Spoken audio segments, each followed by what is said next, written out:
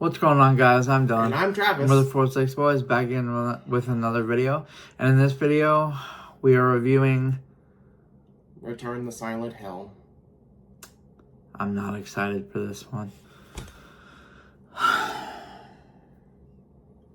This was one that I saw the trailer, wasn't at all looking exciting for it, at all for it, because I played Silent Hill 2, and not just the remake. I played the original one. Yep, me too. Granted, it was remastered for the PlayStation 3 at the time, but I still played the original one. And as a fan of the original game, and knowing how the track record for video game adaptations, I was honestly looking at this being like, what ways are they gonna fuck this up? So, without further ado, let's get into our review of Return to Silent Hill. So, let's, I guess, start out with some positives. Let's see. I liked how they were able to recreate some shots from the game. I would agree with that. Some of the shots that they recreated were pretty cool. The monsters themselves are fine, but there's a thing where I can't tell if they are CG or practical, which is normally a good thing, but I know how slashed the budget was, so it's like I want to believe that most of it is practical, but there's at least a couple where it's like, ooh, that's the biggest problem I had were the effects in this movie, honestly. That was one of the biggest problems I had. Like, I think the big thing also is it looks like everything is on a green screen. I would agree. I don't know about Revelations, but at least with the original, I know that they built full sets. Yep. Like, even building a full town, essentially. I just feel like with this one, it just felt like there wasn't a lot of care into this movie. That's the best way to put it. It feels like, one, the process was rushed, and I feel like they just kind of threw everything together. Some of the acting was okay for what they were given. I mean, the guy playing James, I felt did fine with this role. Yeah.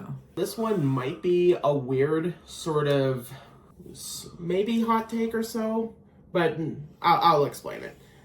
I kind of like the idea of having the protagonist be a painter, because I feel like that you can do some cool stuff with it. I mean, that does take away from James being sort of the everyday person that you don't know much about until later on down the road, but I like the idea of having a Silent Hill protagonist being a painter, because I think you can do some really cool stuff with that. From what we can say, those are literally all the positives about the movie. And even then, I had to really think about the stuff that I did like from that. Yeah. So, just so you know, we're going to try to do this as much as we can without any spoilers. So, because we want you guys to experience the game. Here we go. I think my first major problem is the fact that it feels like everything is rushed. Like, it doesn't begin with a bathroom, which I expected. They kind of rushed to get to that, where it's just like, okay, if you just want to get to the shot where he's in the bathroom, just start there. I would agree. That's the first minor thing.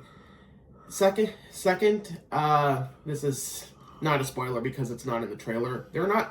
James and Mary are not even married in this one, which kind of takes away the main point of the game, that's going to be a running theme, missing the point of the game. Which brings me to my next problem. Supporting characters. And literally how they handle them. Mm-hmm. Like, some of which are pointless in there. Like, for example, Eddie. He was an integral part of the original game. He's only in one scene in the movie, and then he's gone. Yeah. It's almost as if they just want to include the iconic first scene of him, and it's like, okay, that's enough from you, bye. Angela was handled poorly in this one. They just basically say, oh yeah, this kind of happened in there anyway. But the most unforgivable thing was Laura. Yep. She literally She's just a regular girl in the original game. Yeah. And that's the point. The town didn't call for her, so she doesn't experience all the monsters.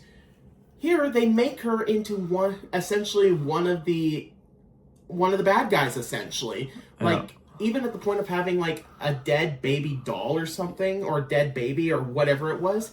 Yeah. And it's like, this is not Laura. Another problem is that there are flashbacks constantly throughout the movie. Some of which are about I would say as long as like 5 minutes. And some of them I kind of found myself kind of trying to have to figure out what they were. Yeah, not only that, but it takes you out of the moment of the movie. Exactly. Like, you're not supposed to get a break from this sort of thing. Mm-hmm. And again, that was a problem in the first movie, but that was a studio mandate. That wasn't originally supposed to be in there. I don't know what happened here, but I get the idea that they want to develop the relationship between James and Mary. Yeah. But they were able to do that well in the original game, which those flashbacks are not even in the game. So, and they managed to convey that message really, really well, especially through the supporting characters. So after this movie ended, I told Travis, it's been probably like 10 plus years since I've actually had a movie or walked out of a movie and had that movie make me feel actually very angry. Like, I walked out of this movie feeling very frustrated and very angry from what I just watched. Mm-hmm.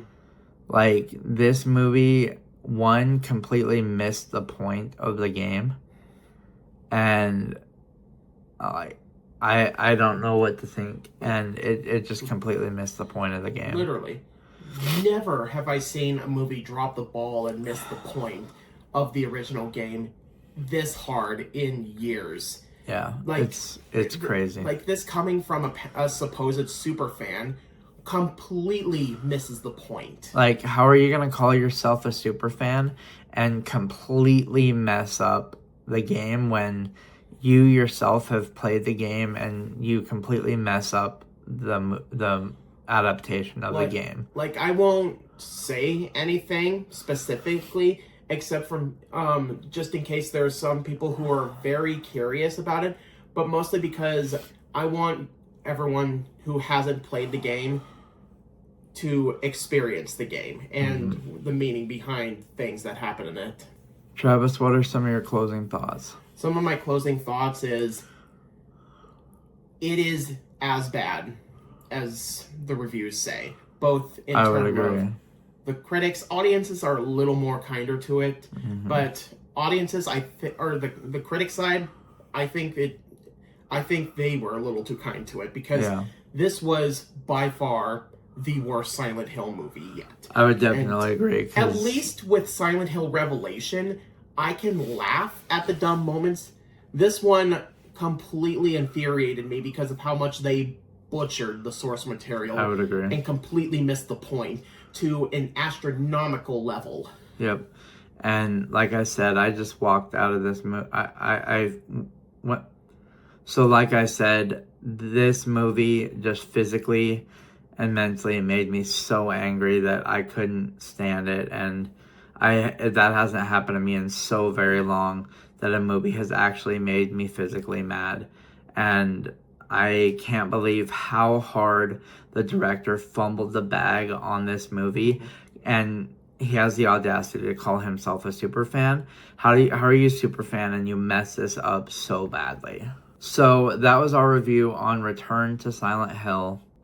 If you see the movie Return to Silent Hill and you want to let us know your thoughts down in the comments down below, let us know what you think of the movie and what you think of the game, and then you can compare the two down in the comments down below. We'd love to hear your thoughts on the movie. If you want more videos like this video, hit that subscribe button, smash that like button, turn on notifications so you get notified when we upload new videos. I'm Dylan. And I'm Travis. And we're the 4-6 Boys. See ya.